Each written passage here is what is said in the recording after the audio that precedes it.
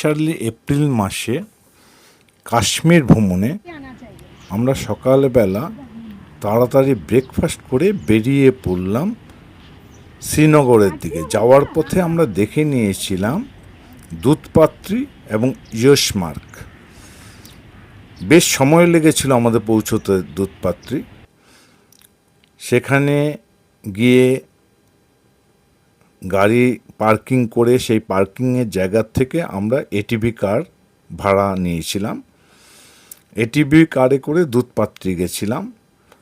সুন্দর জায়গা, বেশ ভালো লেগেছিল। নদী জল বেশ স্বচ্ছ এবং সাদা, বেশ কিছুটা বরফ ছিল, বেশ ভালো লেগেছিল। সেখান থেকে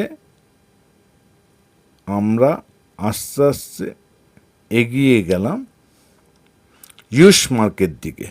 বেশ সময় কিছুটা লেগেছিল। যাওয়ার পথে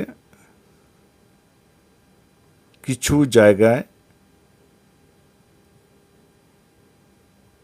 ছবি তোলা হয়েছিল। জঙ্গল এরিয়া, বেশ সুন্দর প্রকৃতি, এখানে বৈচিত্র্যময়। ইয়সমার্গ সুন্দর জায়গা, খুব ভালো লাগবে সবারই। यहाँ थोड़ा 2-4 मिनट दे दो, यहाँ से फोटो अच्छा आएगा। अच्छा है, ठीक है। और यहाँ से তুই জায়গাটা তোল। बॉर्डर এখানে না 25 किलोमीटर। এখান থেকে 25 কিলোমিটার দূরে। ओ अच्छा, मुझे तो लगा कि यहाँ से ही है। मतलब वो पहाड़ी के उस पार होगा। वो बाड़ी हाँ, नहीं, उस साइड में नहीं, इस साइड में। इस साइड से। একটু জল দেবো খাবি? তুই খুলছিস কেন তো ঠান্ডার মধ্যে? আরে গা গোলাচ্ছে তো। तो তোমার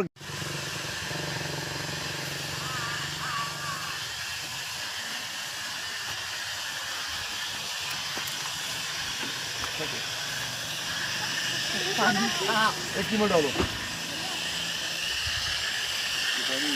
না এসিনি না।